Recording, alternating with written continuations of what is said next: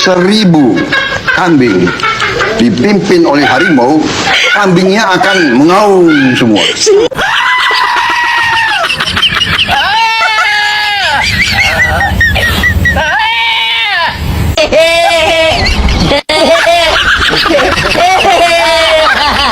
Hidup Jokowi! Hidup Londe!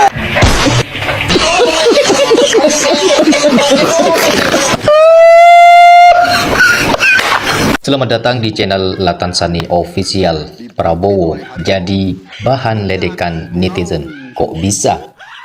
Di era media sosial seperti sekarang, seorang pemimpin negara tidak hanya dinilai melalui ruang parlemen atau pemberitaan resmi, tetapi juga melalui reaksi jutaan pengguna internet, pengguna media sosial. Setiap ucapan, setiap kebijakan, bahkan setiap ekspresi seorang pejabat bisa menjadi sorotan publik dalam hitungan menit. Begitu pula dengan Prabowo Subianto sebagai presiden. Dalam beberapa kesempatan, sejumlah pernyataan dan kebijakan pemerintahannya menjadi bahan perbincangan hangat di media sosial.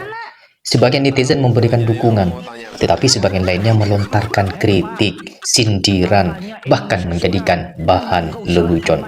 Maka dari itu, ayo kita simak dan tonton video berikut ini. Yang merasa Indonesia suram, silakan kalau mau cari negara lain. Oke gas Pak. Kang, mau pergi ke negara mana? Ya nggak tahu, tanya yang mau tanya saya. Hei Pak, katanya Indonesia suram. Jangan kau salahkan masyarakat. Indonesia suram itu karena ulah oknum-oknum para pejabat yang hianat terhadap rakyat. Udah takut marah-marah sama pejabat? Akan saya lawan. Sama istri juga akan takut. Saya dapat laporan satu penggilingan padi untung tiap panen 2 triliun per bulan. 2 triliun per bulan. Saya nggak pengen bilang ya presiden kita ini ngaco ya, tapi memang ngaco sih menurut saya. Bayangin loh, penggilingan padi punya keuntungan 2 triliun setiap panen, berarti bukan cuma sekali dong, ya beberapa kali atau mungkin sering gitu ya. Saya lama tinggal di Padang ya, mertua saya itu punya usaha penggilingan padi. Jadi mereka membeli padi dari semua petani-petani yang ada di sana, dijemur, digiling, sampai dikirim ke daerah-daerah lain gitu. Saya belum pernah menyaksikan satu penggilingan padi yang menggiling padi dalam satu hari itu sampai 100 ton gitu. Lu bayangin, itu masih 100 ton. Dia butuh berapa ton dalam sehari untuk mencapai keuntungan 2 triliun dalam sebulan. Saya nggak ngerti, saya nggak paham. Yang saya paham, Pak Presiden itu sering dapat laporan yang ngaco. Hidup Dan untuk sebuah makan. Peradaban. Yang paling dasar adalah makan. Hidup untuk makan, ya aduh otaknya nggak jauh dari makan. Kita jadi presiden ini yang dipikirin makan, dan kita nggak pernah kuliah. Kalau kita belajar kan tahu kan Maslow hierarki ini kan yang tertinggi adalah self actualization, adalah aktualisasikan diri, bahwa kita tahu panggilan hidup kita. Kita bukan ternak, bukan binatang yang perlu makan. Itu mah negara nggak jelas, negara busung lapar, miskin banget ya negara ini ya. Aku malu loh kalau dibilang kamu negara lo busung lapar ya, presiden lo tuh selalu ngomong makan.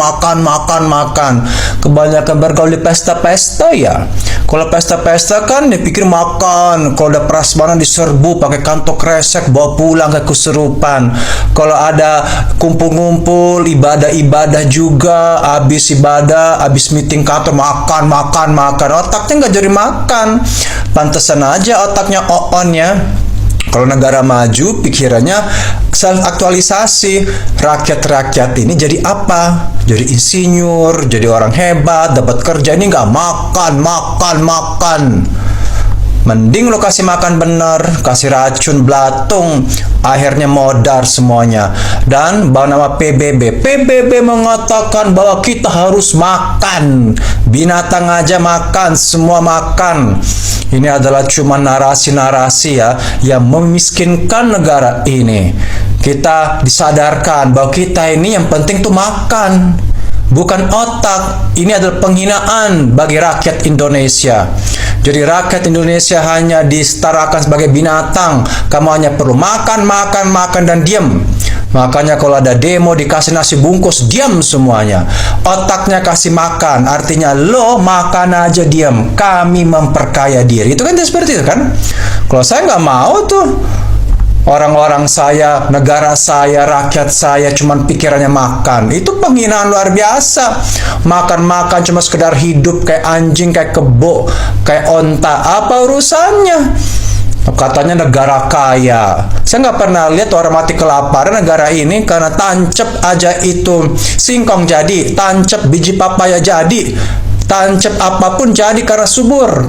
Nggak pernah aku lihat orang mati kelaparan di sini. Kalau dimiskinkan sama kalian, iya itu betul.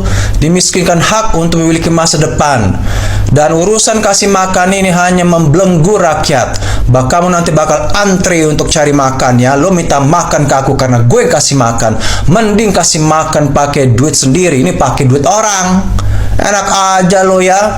Pakai duit orang, duit rakyat kasih makan. Padahal itu udah uang masa depan kami, masa depan anak-anak kami, masa depan untuk kita pensiun, untuk kesehatan. Digagalkan cuma dikasih babi itu, dikasih makanan ternak. Karena ujung-ujungnya MBG itu enggak dimakan mana anak, dikasih ke babi, ke ternak. Untuk kasih makan ke babi habis 1 triliun sehari. Udahlah, memang susah sih ya kalau otaknya cuma pikirannya makan. Kalau saya bagaimana caranya rakyat ini bisa pintar, bisa punya sekolah, dan kita jadi negara yang dibanggakan, punya orang pintar, bukan cuma orang antri suruh makan. Itu kan memalukan banget ya. Kamu antri MBG ya, kamu antri bansos ya. Itu kan mempermalukan umat manusia. Diperlakukan seperti binatang. Aduh, malu banget dah. Makan aja dipikirin. Apa salahnya kasih makan? Bukan itu. Cari kasih ke pekerjaan. Orang tuanya kerja, kasih makan ke anaknya. Bahkan mereka bisa kasih makan ke anjing, ke kucing, ke pemeliharanya. Masa nggak bisa kasih makan ke anaknya sendiri? Itulah, diputarlah otaknya.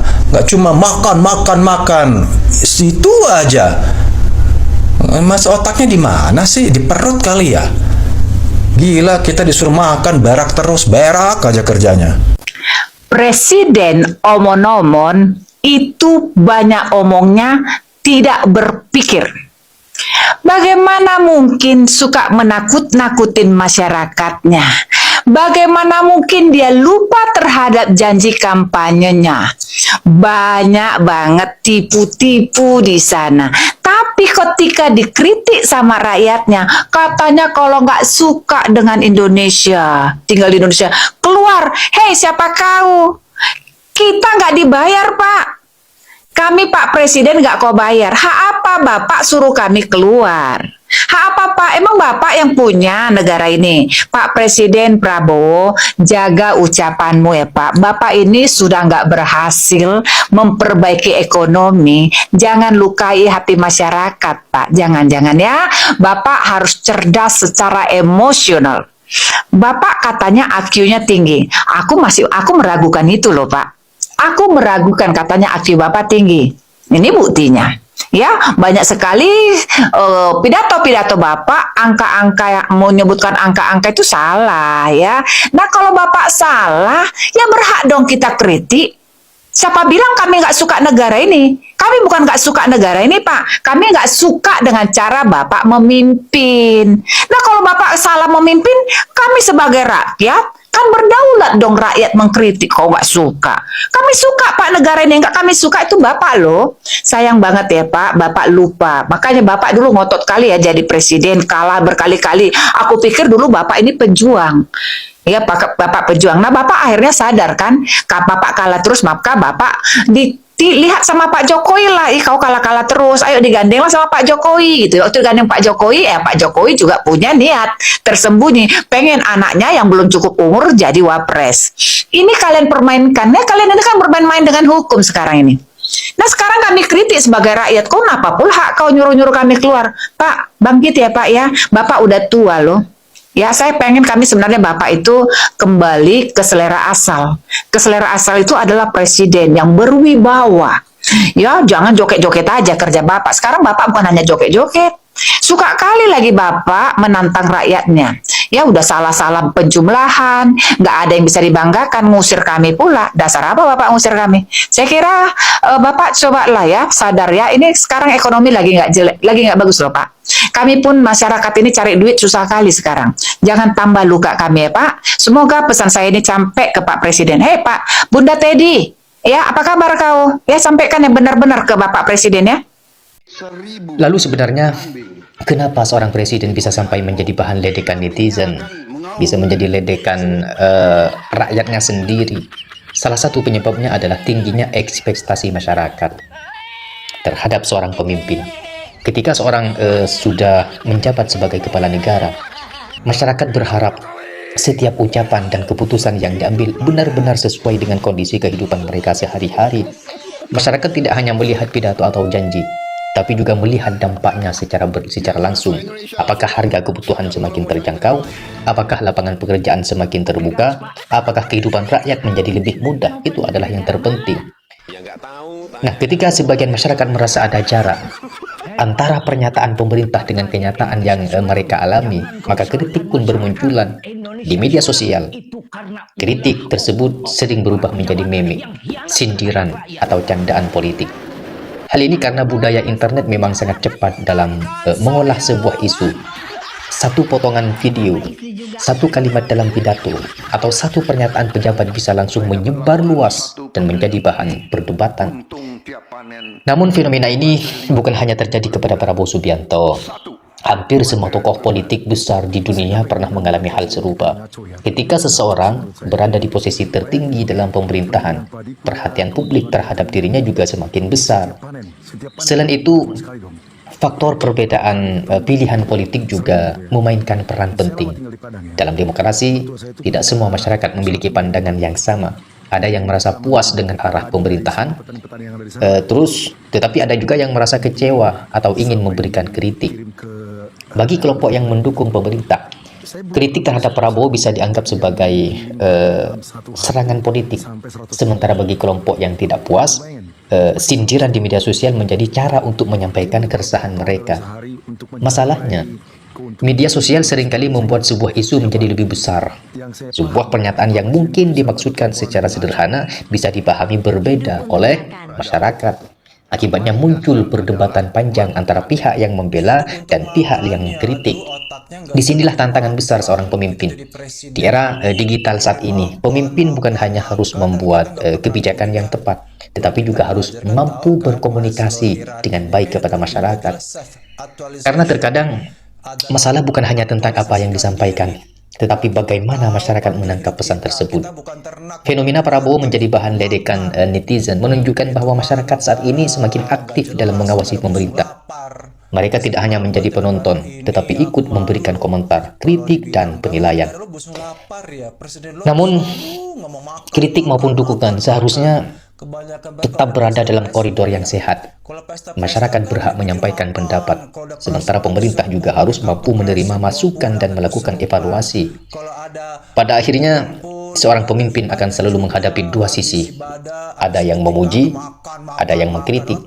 Yang menjadi ukuran bukanlah seberapa sering seseorang menjadi bahan perbincangan, tetapi apakah kebijakan yang dibuat benar-benar mampu menjawab kebutuhan rakyat. Itulah yang terpenting.